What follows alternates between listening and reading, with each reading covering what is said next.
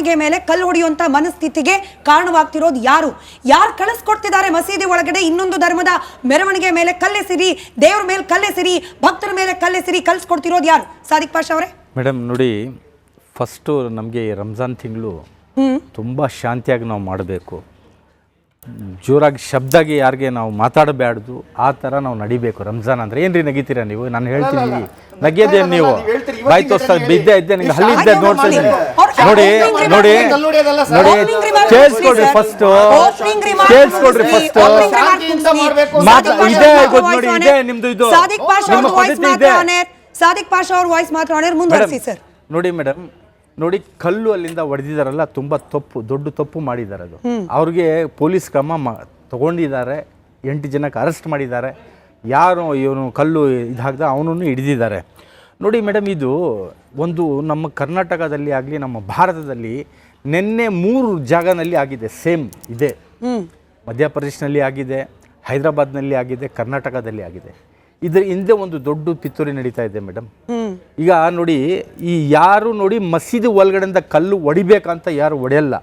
ಅವ್ನಿಗೆ ಕಲ್ಲು ಹೊಡೆಯೋನೋ ಮಸೀದಿ ಬಿಟ್ಟು ಹೋಗಿ ಹೊಡಿತಾನೆ, ಯಾಕೆ ಮುಸಲ್ಮಾನ್ ಮೇಲೆ ಬರಬಾರ್ದು ಅಂತ. ಇದರಿಂದ ಒಂದು ಷಡ್ಯಂತ್ರ, ಹಿಂದೂ ಮುಸಲ್ಮಾನ ಒಗಟಾಗಿ ಇರಬಾರ್ದು, ಶಾಂತ ಕದಡಬೇಕು, ಹೊಡೆದಾಡ್ಕೊಂಡು ಸಾಯ್ಬೇಕು ಅಂತ ಇದು ನಡೀತಾ ಇದೆ.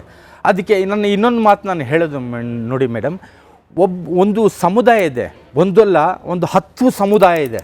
ನಾನು ಹೇಳ್ತೀನಿ ಯಾವುದು, ಒಂದು RSS ಸಮುದಾಯ, ಒಂದು VHP ಸಮುದಾಯ, ಬಜರಂಗ್ ದಳ ಸಮುದಾಯ, ಮತ್ತು ಇದು ಹಿಂದೂ ಮಹಾಸಭಾ ಸಮುದಾಯ. ಈ ಸಮುದಾಯ ಒಳ್ಳೆ ಹಿಂದೂವರು ಮತ್ತು ಮುಸಲ್ಮಾನರು, ಒಳ್ಳೆ ಮುಸಲ್ಮಾನರಿಗೆ ಶಾಂತಿಯಾಗಿ ಇರಕ್ಕೆ ಕೊಡಲ್ಲ. ಇದು ಭಾರತದಲ್ಲಿ ಒಂದು ದೊಡ್ಡ ಷಡ್ಯಂತ್ರ ನಡೀತಾ ಇದೆ ಮೇಡಮ್.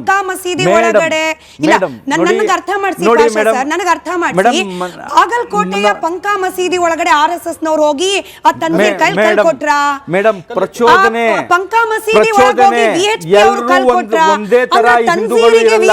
ಅಲ್ಲಲ್ಲ, ತನ್ಸೀರು ಅಲ್ಲಿ ಕಲ್ಲು ಹೊಡೆದ ತನ್ಸೀರು RSS ನಲ್ಲಿ ಶಾಖೆಗೆ ಹೋಗ್ತಾ ಇದ್ರು ಸರ್. ಬಜರಂಗ್ ದಳ ಮೆಂಬರ್ ಅವರು. ಓ ಮೈ ಗಾಡ್, ನನಗೆ ಗೊತ್ತಿರಲಿಲ್ಲ ಪಾಷಾ ಸರ್. ಹೇಳ್ತೀನಿ ಮೇಡಮ್, ಏನಂದ್ರೆ ನೋಡಿ, ಪ್ರಚೋದನೆ ಅಲ್ಲಿ ನಮಾಜ್ ನಡೀತಾ ಯಾರು? ತನ್ಸೀರ್. SP ಹೇಳಿದ ತನ್ಸೀರ್ಗೆ ಪ್ರಚೋದನೆ ಕೊಟ್ಟವ್ರು ಯಾರು? ಅವ್ರು ಹೇಳಿದ್ರೆ ಎಲ್ಲ ಕೇಳ್ತೀರಾ? ನನಗೆ ಹೇಳಕ್ಕೆ ಕೊಡಲ್ಲ ಮೇಡಮ್. ನೀವು ಹೇಳಿದ್ದು ಪ್ರಶ್ನೆಗೆ ಕಾರಣವಾದ್ರೆ ನಾನು ಕೇಳ್ತೀನಿ ಸರ್. ಪ್ರಶ್ನೆ ಹೇಳಬೇಕಲ್ಲ ಹೇಳಿ ನೀವು. ತನ್ಸೀರಿಗೆ ಯಾರು? RSS VHP ನ ಬಜರಂಗ್ ದಳನ ಪ್ರಚೋದನೆ ಕೊಟ್ಟಿದ್ದು? ನೋಡಿ, ಅಲ್ಲಿ ನೋಡಿ ತರಾಬಿ ನಮಾಜ್ ಅಂತ ಹೇಳ್ತಾರೆ. 8 ಗಂಟೆ ಆದ್ಮೇಲೆ, 8:30, 9 ಗಂಟೆ ಆದ್ಮೇಲೆ 10-10:30ವರೆಗೂ ನಮಾಜ್ ನಡೆಯುತ್ತೆ. ಅಲ್ಲಿ ಜನ ಇದ್ದಿದ್ದು ತರಾಬಿ ನಮಾಜ್ ಮಾಡ್ಕೊಂಡು ಇದ್ದಿದ್ದು ಅಲ್ಲಿ. ಅಂದ್ರೆ ತರಾಬಿ ಇದಾದ್ಮೇಲೆ ಅರ್ಧ ಜನ ಹೋದ್ರು, ಅಲ್ಲಿ ಪ್ರಾರ್ಥನೆ ಮಾಡ್ತಾ ಇದ್ದು. ಆ ಟೈಮ್ನಲ್ಲಿ ಫುಲ್ಲಾಗೆ ಬಂದು ಅದು ಇದೆಲ್ಲ ಪ್ರಚೋದನೆ ಮಾಡ್ತಾರಲ್ಲ, ಡಮ್ಟಿ ಹೊಡೆಯೋದು. ಎಲ್ಲ ಕಡೆ ಮಾಡಲ್ಲ ಡಮ್ಟಿ. ಎಲ್ಲಿ ಮಸೀದಿ ನೋಡ್ಬಿಟ್ರೆ, ದರ್ಗಾ ನೋಡ್ಬಿಟ್ರೆ ಇಲ್ಲಿ ಪವರ್ ಜಾಸ್ತಿ ಬಂದ್ಬಿಡುತ್ತೆ. ಆ ಮಾಡೋ ಟೈಮಲ್ಲಿ ಒಬ್ಬ ಕಿಡಿಕೇಡಿ, ಯಾರೋ ಒಬ್ಬ ಕಿಡಿಕೇಡಿ ಇರ್ತಾನೆ, ಕಿಡಿಕೇಡಿ ಯಾರೋ ಕಲ್ಲು ಹೊಡೆದಿದ್ದಾನೆ. ನೋಡಿ, ಅವ್ರಿಗೆ ಸರಿಯಾಗಿ ಪಾಠ. ಸತ್ಯನಾರಾಯಣ ಅವರು ಅಲ್ಲಿದ್ದವ್ರು ಹಾಗಾಗಿ ಕೇಳ್ತಿದ್ದೀನಿ.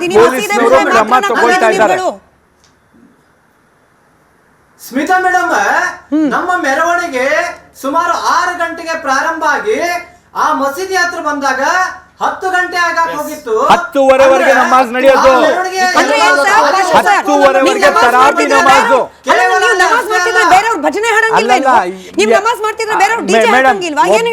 ನೋಡಿ, ಒಬ್ಬರೊಬ್ಬರು ಸಪೋರ್ಟ್ ಮಾಡ್ಕೊಂಡು ಹೋಗ್ಬೇಕು. ನೀವು ಪ್ರಾರ್ಥನಾ ಮಾಡೋ ಟೈಮಲ್ಲಿ ನಾವು ಸೈಲೆಂಟ್ ಆಗಿರ್ಬೇಕು, ನಾವು ಪ್ರಾರ್ಥನಾ ಮಾಡೋ ಟೈಮಲ್ಲಿ ನೀವು ಸೈಲೆಂಟ್ ಆಗಿರ್ಬೇಕು. ಇನ್ನೊಂದು ನೋಡಿ ಮೇಡಮ್, ಒಂದು ಚಿಕ್ಕಮಂಗ್ಳೂರು ಎಲ್ಲಿರೋದು? ಚಿಕ್ಕಮಂಗ್ಳೂರು ಎಲ್ಲಿ? ನೇಪಾಳದಲ್ಲಿ ಇರೋದಾ? ಚಿಕ್ಕಮಂಗ್ಳೂರು ಎಲ್ಲಿರೋದು? ಚಿಕ್ಕಮಂಗ್ಳೂರು ಎಲ್ಲಿರೋದು? ನೇಪಾಳಲ್ಲಿನಾ? ಚಿಕ್ಕಮಂಗ್ಳೂರು ಹೇಳ್ರಿ ಫಸ್ಟ್. ಚಿಕ್ಕಮಂಗ್ಳೂರು ಹೇಳ್ರಿ ನೀವು.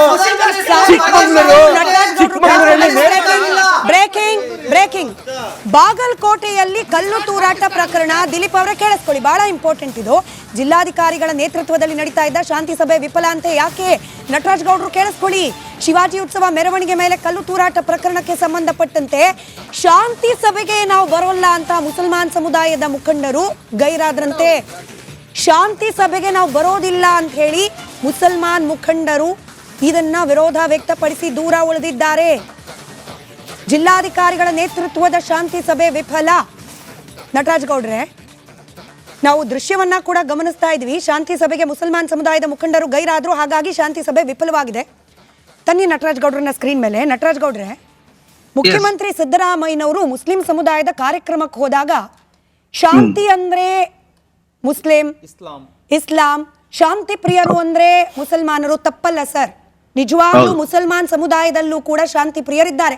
ಸಾದಿಕ್ ಪಾಷಾ ಅವರಿದ್ದಾರೆ ನಮ್ಮ ಜೊತೆಯಲ್ಲಿ, ಅನೇಕರು ಬರ್ತಾರೆ ನಮ್ಮ ಡಿಬೇಟ್ಗೂ ಕೂಡ. ಆದ್ರೆ ಅದೇ ಸಮುದಾಯದ ಮುಖಂಡರು ಕಲ್ಲು ಹೊಡೆದವ್ನು ಸರಿ ಸರ್, ಕಿಡಿಗೇಡಿ, ಜೈಲಿಗೆ ಹಾಕಿದ್ದೀರಾ ಸರಿ.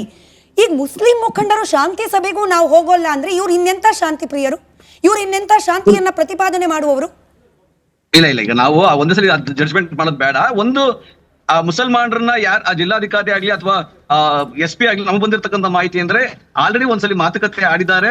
ಬಟ್ ಇನ್ನು ಮತ್ತೆ ನೀವು ಹೇಳ್ತಾ ಇರೋದು ಯಾವ ವಿಫಲ ಆಯ್ತು ಯಾವ್ದು ನನ್ಗೆ ಗೊತ್ತಿಲ್ಲ. ಆದಾಗ್ಯೂ ಕೂಡ ಅದ್ರ ಅಲ್ಲಿ ಅವ್ರ ಜಿಲ್ಲಾಧಿಕಾರಿಗಳಿಗೆ ಮತ್ತೆ ಪೊಲೀಸ್ ಸೂಪರಿಂಟೆಂಡೆಂಟ್ ಪೊಲೀಸ್ಗೆ ಅವ್ರಿಗೆ ಅಧಿಕಾರ ಇದೆ. ಅವ್ರಿಗೆ ಕರೆದು ಮಾತಾಡಿ ಶಾಂತಿ ಸಭೆಯನ್ನು ಮಾಡ್ಲಿಕ್ಕೆ ಸಾಧ್ಯ ಇದೆ. ಆಮೇಲೆ ಎಲ್ಲಾ ಮುಸಲ್ಮಾನರು ಶಾಂತಿ ಸಭೆಯನ್ನ ಬಹಿಷ್ಕಾರ ಮಾಡ್ತಾರೆ ಅಂತ ನಾನು ಎಲ್ಲೂ ಕೇಳಿರ್ಲಿಲ್ಲ.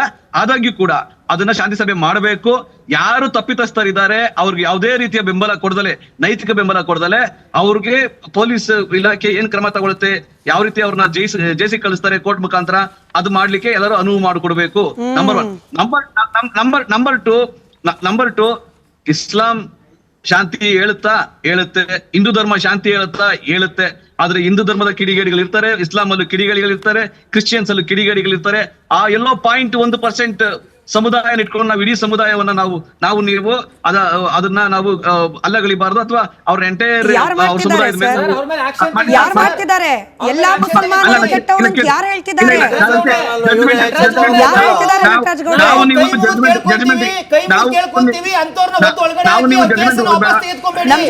ನಮ್ ಜೊತೆ ಬಾಗಲಕೋಟೆಯಿಂದ ಮುಸ್ಲಿಂ ಮುಖಂಡರಾದ ಸಿಕಂದರ್ ಅಥಣಿ ಅವರು ಜಾಯಿನ್ ಆಗಿದ್ದಾರೆ. ಸಿಕಂದರ್ ಅಥಣಿ ಅವರು ಜಾಯಿನ್ ಆಗಿದ್ದಾರೆ. ಸಿಕಂದರ್ ಸರ್ ನಮಸ್ಕಾರ. ಶಾಂತಿ ಸಭೆಗೆ ಗೈರಾಗಿತ್ತಂತೆ ತಮ್ಮ ಸಮುದಾಯದ ಮುಖಂಡರು, ಹೋಗ್ಲಿಲ್ವಂತೆ, ಯಾಕೆ ಸರ್? ಶಾಂತಿ ಬೇಡ್ವಾ? ಬಾಗಲಕೋಟೆಯಲ್ಲಿ ಶಾಂತಿ ವಾಪಸ್ ಬರೋದು ಬೇಡ್ವಾ? ಮೇಡಮ್, ಮೊದಲು ನಿಖರವಾಗಿ ಏನ್ ನಡೆದಿದೆ ಅಂತಕ್ಕಂಥ ವಿಷಯವನ್ನ ಪ್ರಸ್ತಾಪ ಮಾಡ್ತೇನೆ. ಆಮೇಲೆ ಶಾಂತಿ ಸಭೆಗೆ ಯಾಕೆ ಹೋಗ್ಲಿಲ್ಲ ಅಂತಕ್ಕಂಥ ವಿಷಯವನ್ನ ತಮ್ಮ ಮುಂದೆ ಹೇಳ್ತೀವಿ. ಮುಖ್ಯವಾಗಿ ಹೇಳಬೇಕಾದಂತ ವಿಷಯ ಏನಂದ್ರೆ, 2ನೇ ತರಾವಿ ನಮಾಜ್ ಪ್ರಾರಂಭ ಆಗಿದ್ದು 9 ಗಂಟೆಗೆ. 8:30 ಗಂಟೆಗೆ ಟಾಂಗಾ ಸ್ಟ್ಯಾಂಡ್ ಹತ್ರ ಈಗಾಗಲೇ DJ ಬಂದ್ ಬಿಟ್ಟಿತ್ತು. ಸೂಕ್ಷ್ಮ ಪ್ರದೇಶ ಅಂತಕ್ಕಂಥದ್ದು ಎಲ್ಲರಿಗೂ ತಿಳಿದಂತ ವಿಷಯ. ಸೂಕ್ಷ್ಮ ಪ್ರದೇಶ ಅಂದ್ರೆ ಏನ್ ಸರ್? ಅಲ್ಲ ರೀ, ಸ್ವಲ್ಪ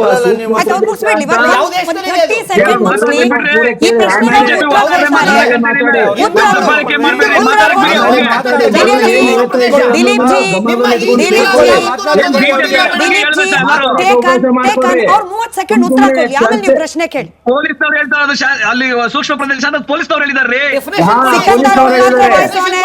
ಸಿಕಂದರ್ ಅವ್ರು ಮಾತ್ರ ವಾಯ್ಸ್. ಸಿಕಂದರ್ ಸರ್ ನಡೆಯತಿರ್ತಕ್ಕಂಥ ವಿಷಯ ಮೊದಲು ನಾವು ಹೇಳೋದನ್ನ ಗಮನವಿಟ್ಟು ಕೇಳಿ, ಆಮೇಲೆ ಮಾತಾಡಿ. ಮುಂದುವರಿಸಿ. ಚರ್ಚೆಗೆ ಕರೆದಿರಂದ್ಮೇಲೆ ಬೇರೆಯವ್ರು ಹೇಳೋದನ್ನ ಕೇಳಬೇಕು. ಮುಂದುವರಿಸಿ ಸರ್, ವಿಷಯಕ್ಕೆ ಬನ್ನಿ.